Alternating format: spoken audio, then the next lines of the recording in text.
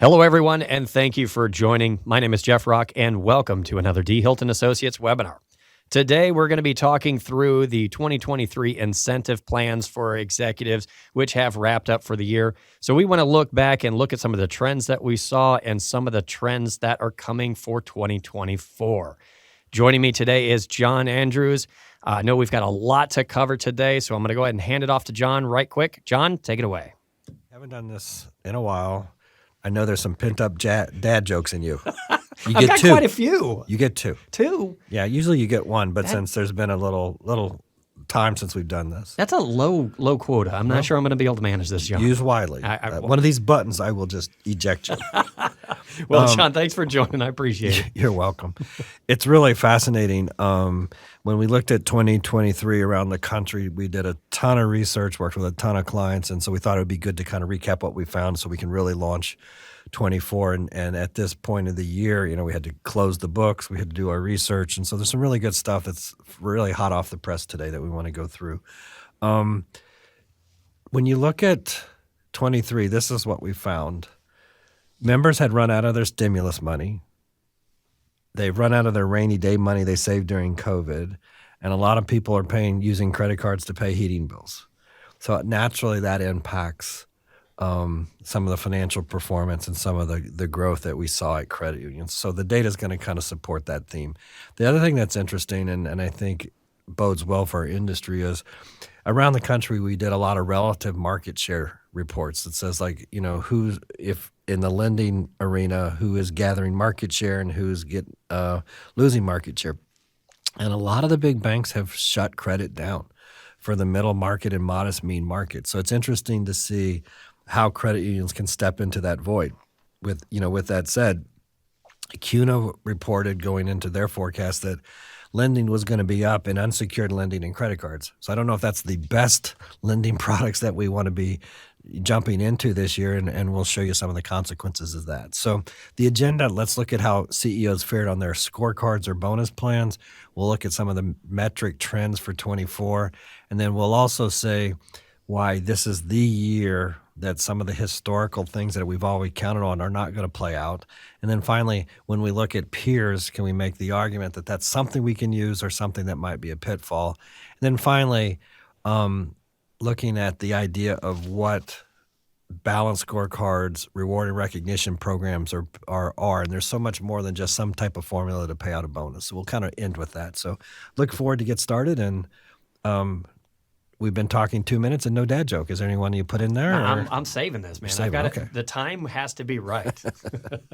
All right. We're going to go to the next slide here.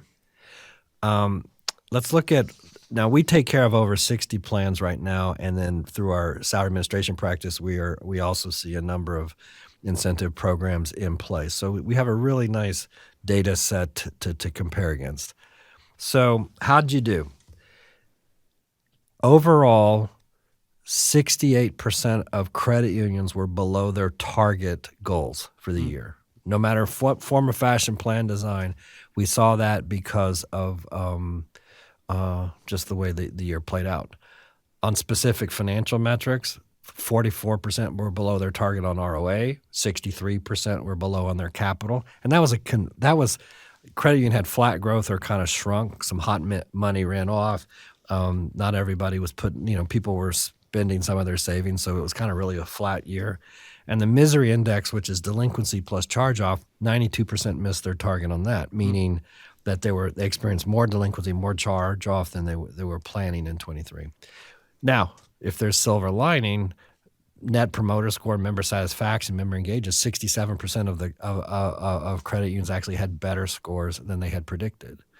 So if the bigger banks were, shutting down or squeezing credit, and you were a lender of last resort, or you were something, you were there for members, which was nice. There's just not that many members that kind of fit the criteria that we're looking for right now. So the biggest challenge is mortgage revenue continues to fall off until the feds do things with rate reductions. We're going to see that being pretty flat to stagnant. Liquidity became a really important issue. It's really expensive to borrow, and that cut into people's ROA. Allowance for loan loss, we don't know. We're not calling it recession, and it's going to be a election year, so we're not going to see these dramatic, we're going to see government do everything possible not to go there. And then we've seen a lot of no member growth just slow, meaning people are sticking with their providers. We're not seeing a lot of return on the investments there. And members are tougher critics.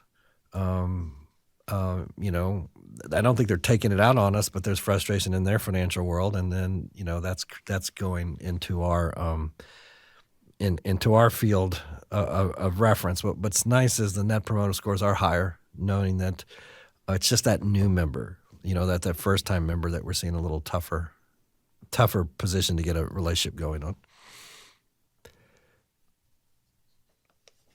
So what was an interesting stat this year, 1 out of 5 CEOs, and this would be Craigan's over $100 million, did not accept or receive a payout due to voluntary action or plan design circuit breakers. So the days of you have a pulse, you showed up, we had a good year, here's some type of bonus or incentive plan. 1 out of 5 this year didn't have that. That's one of the highest I've seen in my career.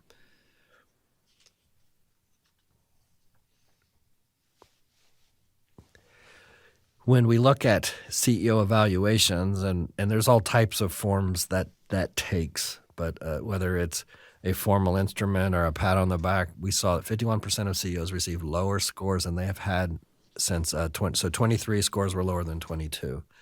And this is whether there was really no correlation between long-term CEOs that had a long-term relationship with their boards or first-time CEOs.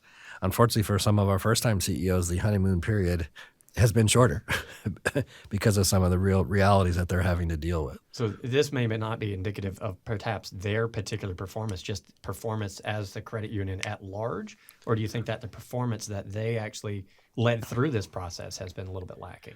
Well, I think it's both. I mean, you think about this idea of board meeting, typical agenda. We're saying, hey, ROA is here. There's a lot more explaining to do why the numbers are being hit.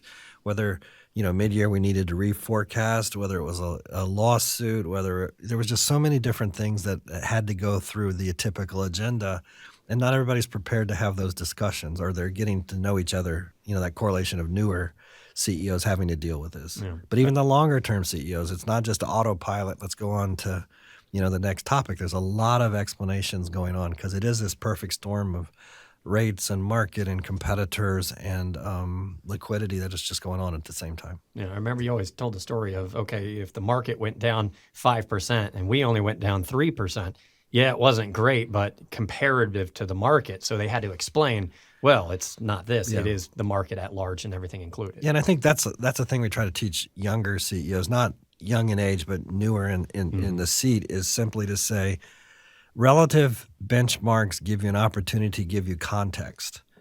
Woe is me, the economy's bad, it's really tough all over, the plant closed, but all competitors are dealing with those facts. So the more that you can have relative data to share with your board, or board asking for those questions, I think we have a better context of why we're doing. So sometimes, worse than last year or less than last year is not necessarily a bad finding. It could be a good finding, as weird as that might sound. So if we move into our next topic, so we've kind of set the stages. 23 was kind of a so-so year, and not as many people hit it out of the park, so to speak, but what are the trends that we're seeing? So when we look at our data, we need to first look at goal setting. And the idea of goal setting is very interesting, and I use this quote for a number of years. The number one weakness of a board member is to set a goal. Number one weakness of a CEO is how to set a goal. The number one weakness of a branch manager is how to set a goal. And we think anybody can just throw something out. Let's add 10% to the number. 8 is great. 8 is great. Wells Fargo did that, and we have all these stories of why it's hard to do or why we can't match it. So, but this year was very interesting. The element of that budget was sandbagged. Is that a word? Sandbag? Sandbagged it? Yeah. What is it? I'm sorry. Sandbagged, right? We'll go with that. We'll go sandbagged. We'll stick with it. Why do they always set a target and they blow through it? Well, there wasn't as many people blowing through those things. But on the same thing, I don't want to miss by a huge amount on the downside as much as just as I don't want to miss a lot on the upside. So what we're trying to instill in our clients and share with the industry is the heavy lifting always has to be done through strategic planning. What are we looking at? If we look historical, that can be really misleading. If we look at peers, that could be misleading. What do you need to do with your business?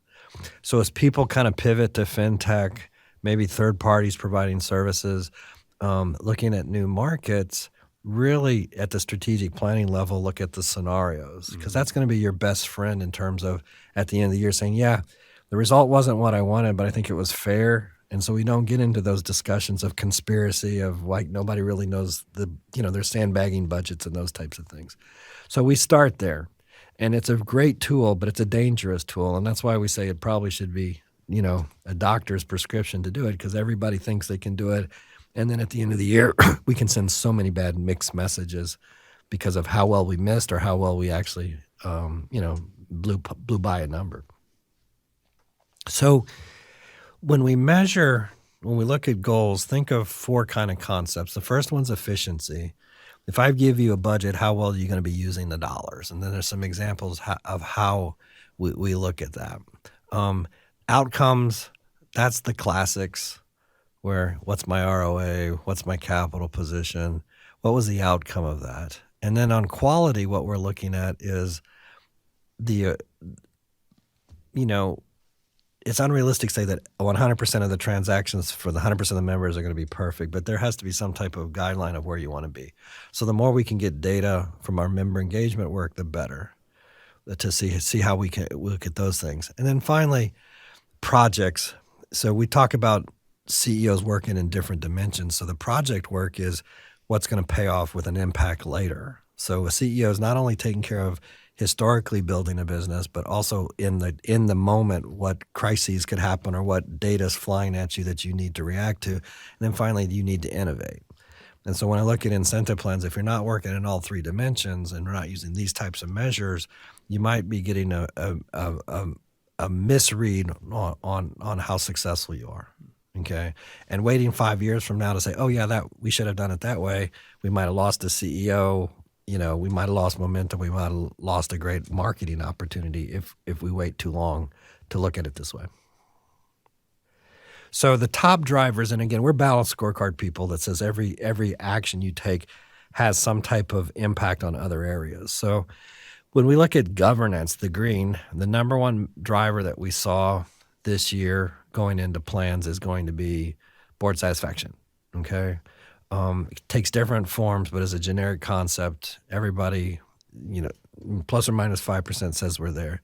So the orange metrics are the safety and soundness. So we look at our return on assets. We need to fund this to pay it out if it's an incentive plan.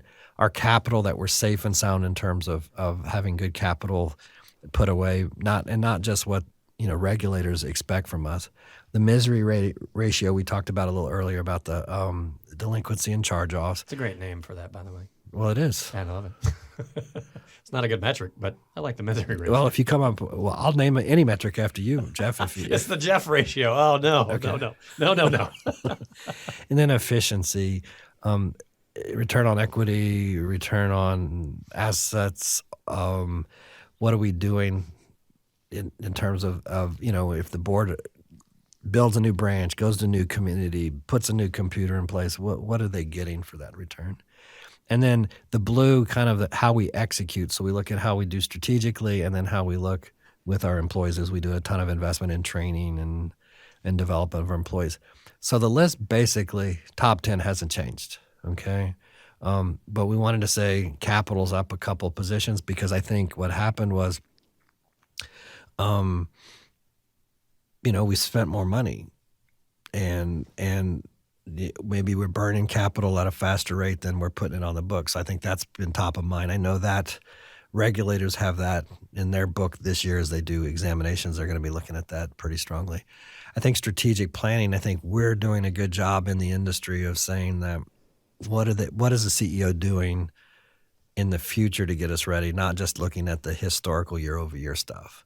And then the net promoter score, we're at this crossroads that are the tools really measuring what they're supposed to?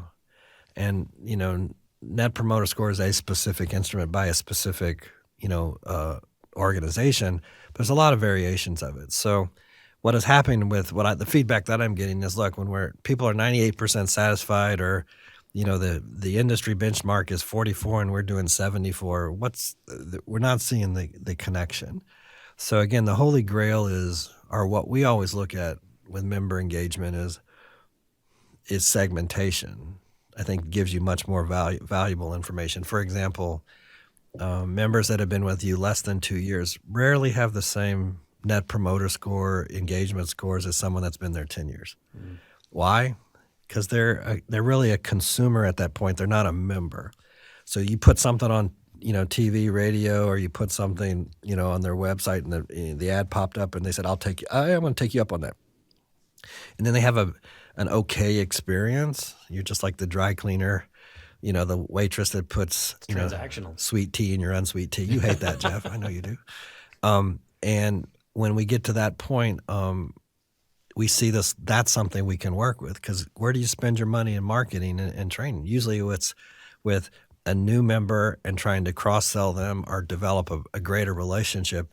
Whereas if I've been with you 10 plus years and you screw up a car loan, you'll give me another shot. A little bit more grace. A little bit more grace. And it shows up they're trying hard. I love those folks at my branch. Yeah. It's been 10 years and this is the first time they've messed up. So, I'll get them there. And so that's why we look skew newer relationship, and also by community. If you're going into a new community, you've never been there, and you're putting in a branch, you're putting in a lot of infrastructure, I would love to see the return on that.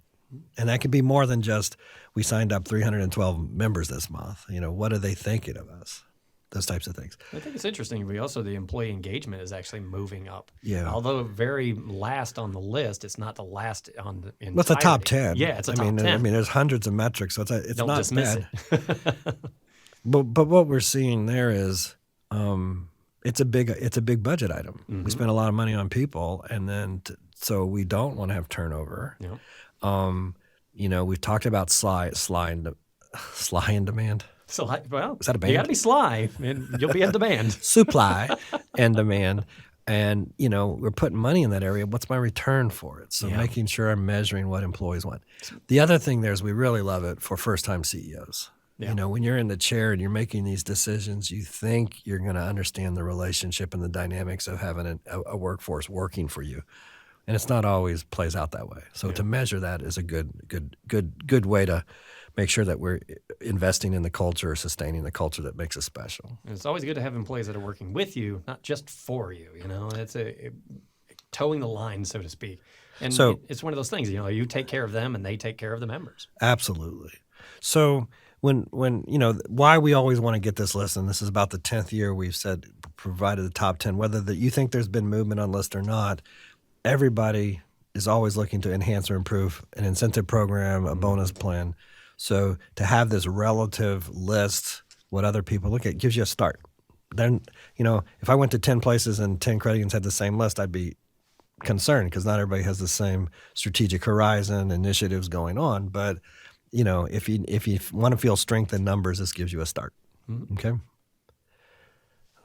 So our next slide we look at is some trends. So 85% of credit unions are using earnings.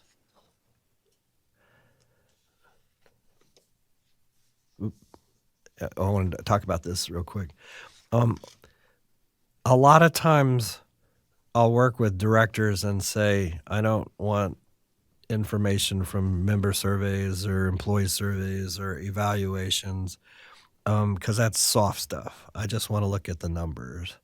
But pretty much every value chain that starts with a happy member that's a profitable member starts with something that was soft. Whether it was our marketing spoke to them, our technology spoke to them, our employees had a great experience. And so that's why it's not what gets done, it's how it gets done. Mm-hmm. And the how is very interesting in the credit union space. Yep. I've said for a number of years, sometimes we make bad business decisions on purpose because it's the right thing to do for our mission. And when you look at it that way, we do want to measure that stuff. But you can't just say, here's a laundry list of things. There's got to be an impact for that. So we'll talk about that in a little bit. I really like that whole aspect because you can't get to the hard stuff without doing the soft stuff on the front end. Yeah. That's what feeds getting to those actual numbers. Yeah. And I think the more a board can embrace that, I think that trickles down. And so my frontline employee knows if I was tasked with option A or B to do, they pick the right one without us asking them to do it because they get the mission, the culture, And how important that and is. we built it on that foundation of the soft stuff. There you go. So this new trends on earnings, we're just seeing more and more people holding executives accountable. So, we tried hard. It wasn't, the economy was against us, but we're still going to pay out. But the question is, if we do that, it's coming from the members. So we're seeing a lot more people use the circuit breakers that say, hey, we have to make X amount of dollars or we have to have this level of performance before we're going to share. And it's absolutely okay to do that. It just reinforces accountability. But we're also seeing people ask a lot more deeper questions, which I think is really, really a strong finding this year. It's not growth. Where did growth come from? Yeah. If it comes from indirect lending and then we don't have a good indirect lending program and it goes, there's some troubles with it, it impacts everything. Did it come from, mergers to me is like in the baseball analogy of, did baseball start today? Yeah, I thought so. By the time this is aired, it will definitely have happened. Yeah. Well, to me, it's like, are we going to hit, single, single, single, single? Or are we going to wait for 3-run home runs? So the idea is that mergers are the big play, but can kind of mask that we're not, the everyday blocking and tackling is not going well. So I want to make sure that we're asking questions, deeper questions on where it's coming from. Yeah. Is this kind of like if a lot of your business was wrapped up in the mortgage department and suddenly mortgage fell off the face of the planet? Okay, that's an example of why your growth slowed, stalled, but what's the strategy moving forward? Yeah, yeah. Did you over invest in that area or something along that line? We go back to kind of the 3 or 4 recent financial crises in the last 20 years. Some of the most credit unions that got in the most difficult situations, all their eggs were in one basket. Yeah. So in California, if you're in home equity and then all of a sudden price values aren't good, home prices aren't good, you're stuck. If you're in indirect living and indirect lending and then all of a sudden car business is not good, what are you going to do? So you could do it with commercials. So just the thing that the diversity is something that second round of questions, digging a little deeper, I think gives you a better cause and effect relationship to look at them. On employee satisfaction, we're seeing that being specifically, can I do that? Yeah, there we go.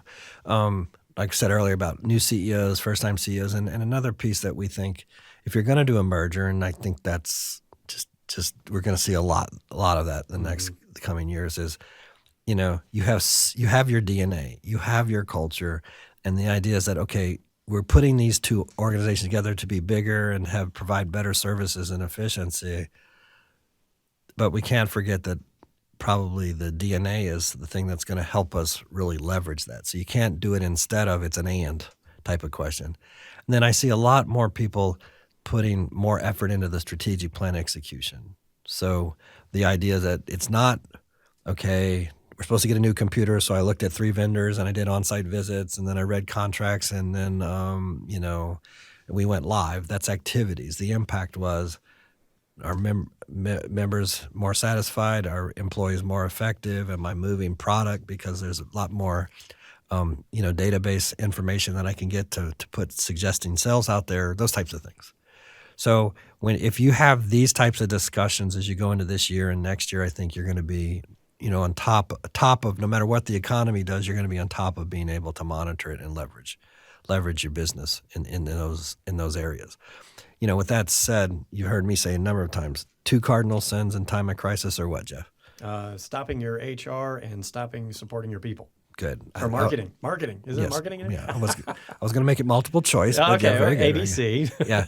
So the idea is that, times are tough, so let's stop marketing. Mm-hmm. So you start scratching out line items of the budget. And so actually the high-performing credit unions are doubling down on marketing because they say, look, as we need to keep the word out there, we need to be real, aggressive. So when it turns around for the community and turns around for the members, they're going to remember that we're there and we're going to be ahead of the game. And then employees, this is not the time to freeze salaries.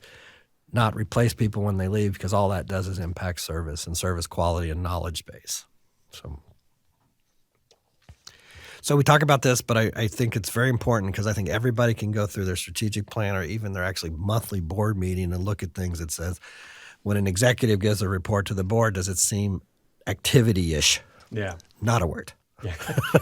Well, we understand it, though. Okay, it makes sense. Activity-ish. We had 2,200 hours dedicated to Habitat for Humanity and this, but did it get us media coverage? Were there were there hits on social media, and did it drive business? Did a lot. Did it do anything? Did it do anything? So that's the impact is something that, I try to preach when I look at strategic plans.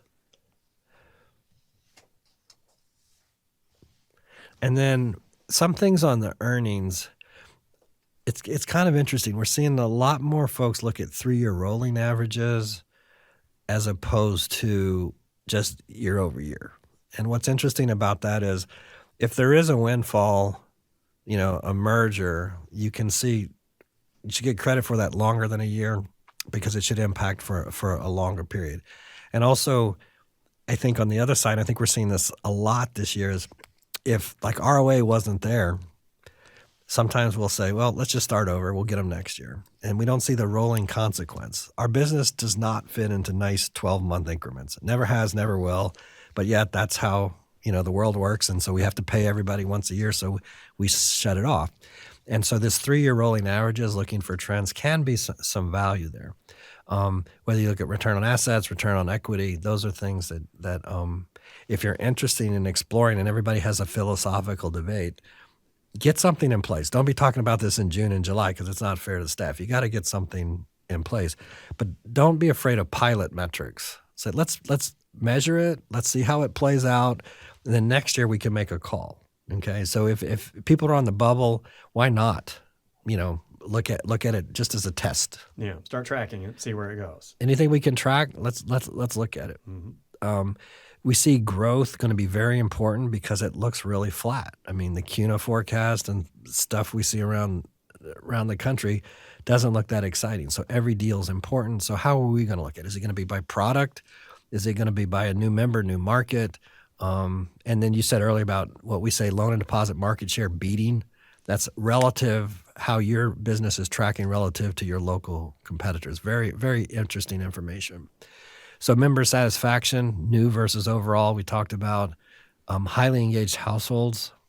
To me, the holy grail is if you come to a community with your family, Jeff has a lovely family, by the way. They're the best. I mean, I might be slightly biased, but they're the best human beings I've ever met. 75% of them could be, in advertising, models. 25% of you can't, and we'll just let you figure that one out, right? So when we look at engaged households, the idea is what's that secret product bundle or household bundle that really seems to drive your business, and why not measure that? Don't be dissuaded by little sparkly things that are the onesie twosies out there. Really hit hard on what's your formula for success and drive that hard.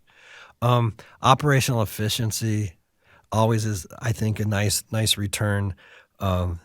Satisfaction of we put effort into these initiatives. And tell me if they're working or not, because we just can't use a generic. We got to reduce costs. How, where, why, and what's the impact of that. And then innovation. Here's some samples of ideas that we see people use for looking at the future, which I think is very important when we look at a CEO plan, especially. So if we're budgeting, and I know at this point in the year you've already put this to bed, but the idea that if you look year over year, what's interesting is CUNA's ROA is 50 basis points, and it changes every month. There's no question about that. But that's not you. So the idea is that where did you start? Where do you want to end up is much more important. Loan growth is 4%, but if 4% is unsecured loan and credit cards, is that the type of loan growth we want? And then the misery index we've already talked about, whether it's 155 right now, and we saw a lot of our clients have ratios well above that this year. So just a couple of little scenarios I wanted to run through philosophical things is we looked at the top 50 credit unions and the top 10, the bottom 10. This in terms of asset size doesn't mean there's no quality value here, but when you look at ROA, you have a 198 and you have a negative 56. Do you really want to average that? That's a pretty big spread. ROA to me is an internal discussion based on what you have on your plate at the time. And anybody that puts an incentive plan that says you want to be in the top quartile of your peer group, I think you're managing to the wrong thing. You can never defend, you can always defend that, hey, we had a great ROA high five, but what did you give up to get there? Did you miss some opportunities? I never want a CEO to have, writing a check for the CEO for a year and and then the board reluctantly does that. Yeah, technically they were the best, but what did we leave on the table or what did we forsake because we focused on that? So return on capital, you can see there's a difference there. Efficiency ratios kind of all over the map. Average capital to assets. You can see where that plays out, and then you can see that the biggest credit unions are not necessarily the ones that have the scale. So that's the only reason I have, on Randolph Brooks is on assets. That's a pretty good line there. Is it a top 5? No. Should it be? I don't know. Probably not the best way to define success because they do a pretty darn good job. And the same thing when we look at the bottom 50, whether it's ROAs, it could be initiatives. It could be that we're repricing an investment portfolio and it's an accounting issue. It's not a money making or return or member satisfaction issue. It's just we're retooling the business. So again, you're going to see this as a board member. You're going to see this as a financial person putting the budget together. Just put it in the right context. Mm-hmm. None of this should drive your business. What should drive your business is what you want to do with it. That second layer of questioning comes into play at this point. Dive a little deeper, and. Okay, so you have an ALM floor. All I ask our clients to do is cherish your autonomy. Tell me what you need to stay without regulators helping you run your business or being concerned about your business so you can make the best choices for your membership and work on their behalf and not be hamstrung because I have to build this up before I can do, I have to do something on the financial safety and soundness before I can start helping members. I love how you phrase that. The regulators helping you run your business. That's all I'm going to say, Jeff. I'm sure we can edit that out later too. So historical. This is a credit union. Go back to 18, and I look at their ROA. So they're the dark blue. So they go 83 to 124 to 49 to 82. This is 0.83. So it's 1.24 there. And then the blue is what their peer groups did. So, and what? 5 of the 6 years they're below peers, but it's been consistent. So I don't know if that means that why aren't they operating peer? I think their business model says that's where they're always going to be. So that doesn't concern me. So 23, yeah, it looks like that's a pretty widening gap. That's worthy of some more discussions. There's no question about it. But just because they're not hitting peers every year doesn't mean that this is a bad result. Okay, so just be careful. Like in strategic planning, what do you want to do with your business? And then we'll design from there. So one of the things I want to talk about on the best practice overview here is a lot of clients came to us this year and said, well, it wasn't a good year. I don't think we're going to pay a bonus. Should we even score this? And I go, absolutely, we're scoring this. This is a reward and recognition program. This is not a formula to pay a bonus. And so the value of that is, what did we do well? What could we do better? And what didn't we see? Because I don't want to come back in 2 years and guess what? Oh, well, we didn't see it again. Yeah. So somehow our history is repeating itself. Somehow that's exactly where we're going with it. Yeah. So the idea is good, bad, or ugly, we want to talk about it. Because, when we do coaching for volunteers, we go, the worst thing you can tell a high type A personality CEO is good job. Slap them on the back. Yeah. That's horrible. Well, I told him he was doing a good job. Can't do anything with that. Good job for what? Yeah. Tell me what I've done. So I did it. It was a horrific year. It was a bad year. It was an okay year. All are relative comments, but for what? So that balanced scorecard says, hey, we kept member satisfaction up. Employees are happy. Strategically, we've done a lot of innovations, but the cost of doing it this year was more. And, margins were tight and, we missed the boat on some of the pricing stuff. That's a better discussion to have than it was an okay year. Yeah, you're telling the story of what all those pieces that culminated together made it either a good year, a bad year, or an indifferent year. Yeah. So, thank you for saying that. That's a great way to put it. And you've heard me tell this story, but I think it's very important in this context here is when your teacher told you to write a 1,000-word essay on anything you want, what was the hardest part of that? Figuring out what to write about. What you're going to write about. Yeah. But if the teacher said, write a 1,000-word essay on what you did for summer vacation, what do you got? You're off to the races. You're off to the races. And what I love about that is the balanced scorecard or your incentive concept, whether you use it for just evaluation or use it for evaluation and an incentive formula, gives you structure. Mm-hmm. So we believe in balanced scorecard. So what are we going to talk about? Safety and soundness. Well, the financials, was it a liquidity issue? Did we have a lawsuit? Did we have to put more money into collections and delinquency for allowances than we thought? Whatever it is, gives you a structure. Okay, all that going on, did it impact the member? Well, let's look at Net Promoter Score. Let's look at member engagement. So, all of that was behind the scenes financial statement stuff, but our employees really came through. How do we do on strategic plan execution? With all these crises going on and everything that's out there, did we carve out time to make it a better place in 3 years? Mm-hmm. And then that final piece, the capstone, is the evaluation piece. Number one reason why CEOs are asked to leave their organization is not because of poor performance financially. It's because of getting along with people. So not what gets done, but how. Mm-hmm. And you really see the true leaders in these times of crises. How did they lead? How did they lead from the front? Blame games, take ownership, accountability. And that's why we saw so many CEOs to say voluntarily give up some of their bonus formulas because maybe they weren't doing as much for employees in terms of merit increases, or they were asking people not to do as much profit sharing, and they wanted to have solidarity with their staff. It's a huge leadership issue. Yeah. So unless it's a pure circuit breaker, which people have out there, but a lot of that information that we talked about earlier was simply, I volunteer not to do this because of optics. I think I need to show solidarity that we all have to share some of this responsibility, accountability, and pain. Mm-hmm. So I thought that was a nice thing to see. I think the other good thing with the balanced scorecard kind of aspect and approach is that it removes it from one extreme to the other. One time you're looking at nothing but the numbers, nothing but the metrics. You don't care about how the story was done. I mean, not that you don't care about it, but you're not focusing on it. And conversely, you don't say, well, I felt like you didn't do exactly what they're, or last time we were in a board meeting, you didn't do what I said, so that makes me feel bad. I'm going to rate you poorly on that one. Yeah, I think it's a great way to put it. So when we look at not just financial service, we just look at companies all over the country. Deloitte did a study a couple years ago that said 80% of CEOs agree that financial indicators alone don't capture what we're good at, what we're strong at, what we're weak at. It just reflects past performance. And that's the easiest thing to look at. This year we're here, last year we're there, A minus B equals whatever.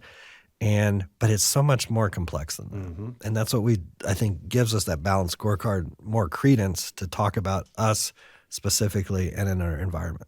Especially if you've set the strategy to say, here's what we're going to see in the next year. It might be lower in this metric. Now the goals can be adjusted and the understanding is on the front end.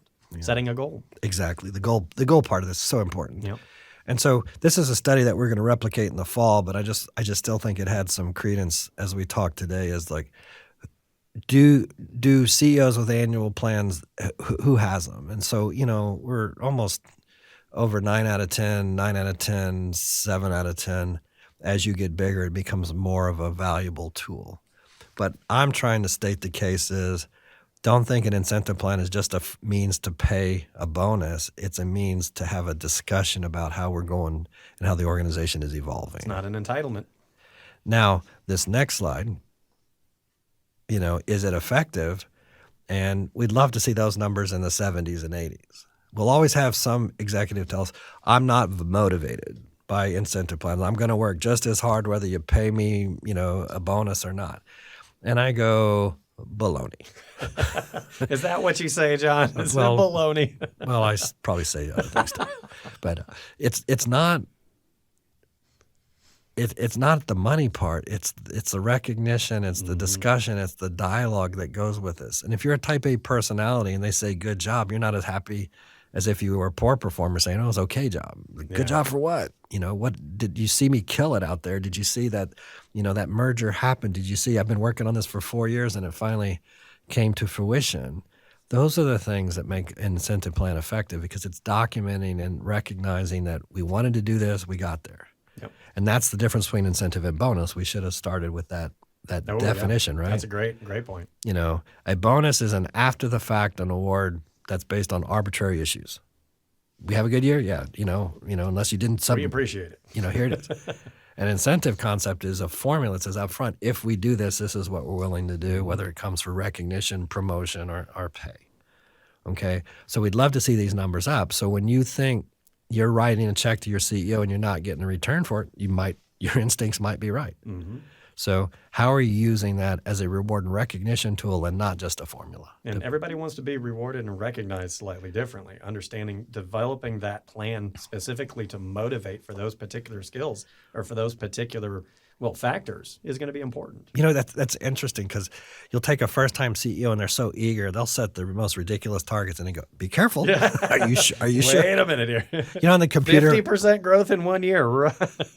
Yeah. On a computer when it says you delete a file, are you sure you want to delete? Well, sometimes with CEOs, are you sure? Are you really, really sure you want that much growth? Explain to me again. In a lot of places there is low-hanging fruit and you'll make this huge splash at the beginning, but then sustain it.